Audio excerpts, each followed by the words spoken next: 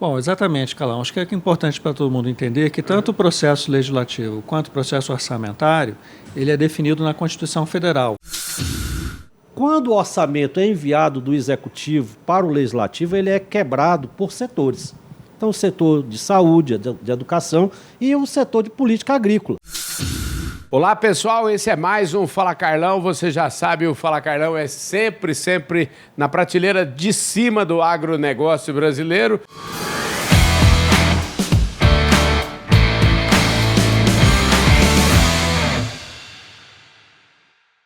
E é o seguinte, gente, eu gostei tanto, vocês acompanharam o nosso trabalho aqui em Brasília, aí, um mês e pouco atrás, eu gostei tanto que estou de volta aqui e estou de volta hoje para falar de um assunto extremamente importante aqui, que são processos legislativos e também processos orçamentários. É sobre isso que a gente vai conversar e nosso papo aqui é com dois especialistas. Aqui do meu lado direito, o Marcos Peixoto, é consultor legislativo. Ô Marcos, tudo certo ou não? Tudo bem, Carlão? Prazer aqui estar com você falando para o seu programa e para os seus espectadores. Obrigado aí. Aliás, o Marcos Peixoto, eu vou mandar deixar na descrição do vídeo uma outra conversa que nós tivemos aqui. E a vida é assim, é feito, você vai colocando, a vida é uma parede, né? Você vai colocando um tijolo e mais outro tijolo e outro tijolo. E aí, com base em umas conversas com o Marcos falou, Carlão, você precisa conhecer o Helder Rebouças, e está aqui do meu lado, que é consultor legislativo também, mas ele é especialista num negócio super importante, gente, chamado orçamento. O Helder, obrigado, viu, querido? Satisfação, Carlão, de estar aqui no seu programa, que tem uma audiência incrível para o público do agronegócio. A gente vai tentar aqui esmiuçar esse labirinto que é o orçamento público na questão do agronegócio. Maravilha, é isso aí, gente. E o negócio de política agrícola, a gente faz, no fundo, tudo que é política agrícola, tudo que é programas do governo, tudo isso a gente faz, sabe como? Se tiver dinheiro. É mais ou menos lá na sua casa, né? Lá em casa também. Casa que não tem pão, todo mundo reclama e ninguém tem razão. Então, vou começar falando, em vez de começar falando do orçamento, eu queria falar um pouquinho sobre esse processo legislativo. Como é que as coisas acontecem até chegar aqui? Porque aqui, depois que chegou, já era, meu. Tem dinheiro ou não tem dinheiro, o negócio precisa ser feito. Fala aí, querido. Bom, exatamente, Calão. Acho que é importante para todo mundo entender que tanto o processo legislativo quanto o processo orçamentário, ele é definido na Constituição Federal, os princípios básicos do processo legislativo e orçamentário.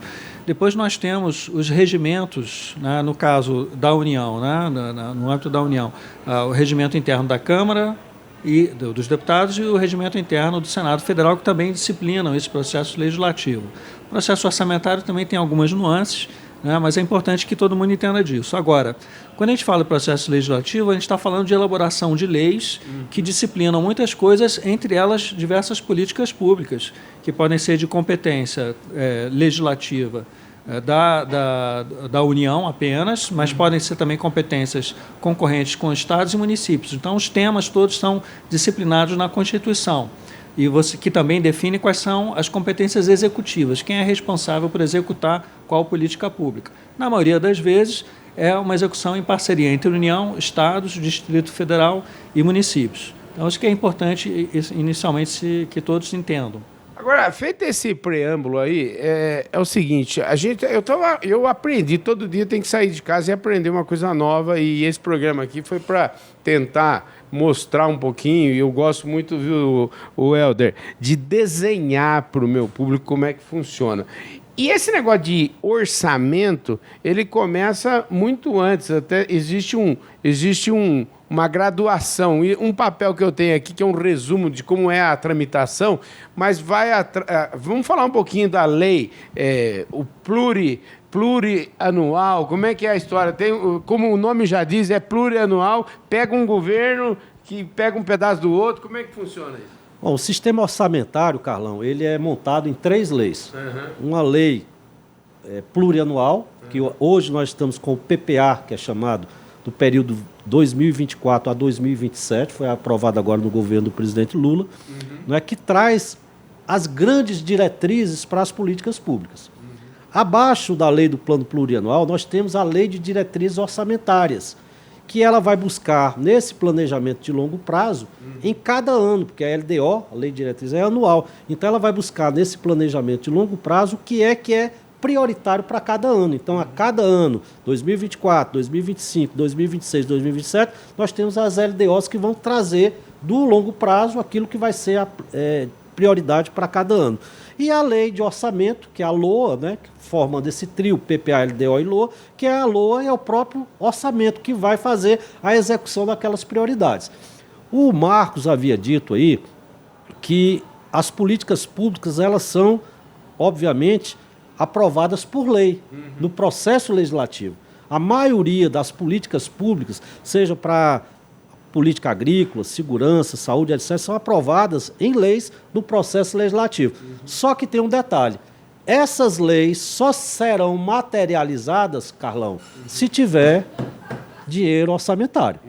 Não existe política pública, não existe materialização de política agrícola em todos os seus sentidos, se não houver os recursos do orçamento. Por isso que é importante que a sociedade, as instituições públicas e privadas tenham completo acesso às informações do orçamento, seja para acompanhar a política pública, seja para monitorar a sua eficiência e para saber a destinação desses recursos que são aplicados nessas políticas agrícolas. Quer dizer, a gente está falando, na verdade, de tudo, no fundo é política. Ou seja, pelo que eu estou entendendo aqui, nós estamos num palco de negociação e pode mais quem... tem um ditado lá em Porangaba que a gente fala, pode mais quem chora menos, ou chora menos quem pode mais. Como é que é esse processo no legislativo aqui? Bom, antes de tudo, é bom entender que tanto o Poder Executivo quanto o Poder Legislativo, seja no âmbito da União, dos estados ou dos municípios, né, tem os seus líderes políticos escolhidos democraticamente no processo eleitoral. Então, eles, de certa forma, já estão representando a sociedade, seus eleitores, e também ali são, vamos dizer, instâncias de representação dos diversos grupos de interesse que se organizam na sociedade.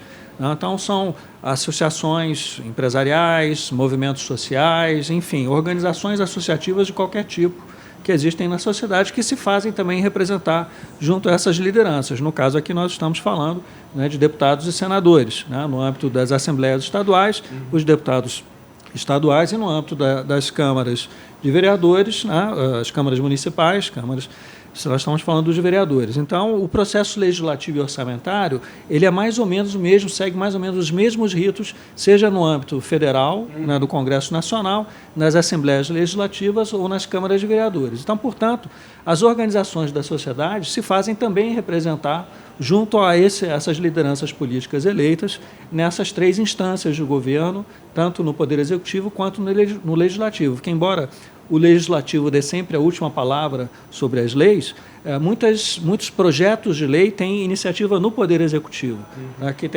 tem, às vezes, a competência constitucional, seja federal ou nas constituições estaduais ou nas leis orgânicas municipais, na prerrogativa de apresentar determinados projetos de lei. Por exemplo, como o Helder depois vai dizer, a iniciativa do processo orçamentário, da apresentação dos projetos de lei de diretrizes orçamentárias e do projeto de lei de orçamentário anual é do Poder Executivo, mas a última palavra no processo legislativo é do Poder Legislativo, que inclusive analisa e julga os vetos, por exemplo, os vetos, no caso da União, os vetos presidenciais a determinados projetos de lei.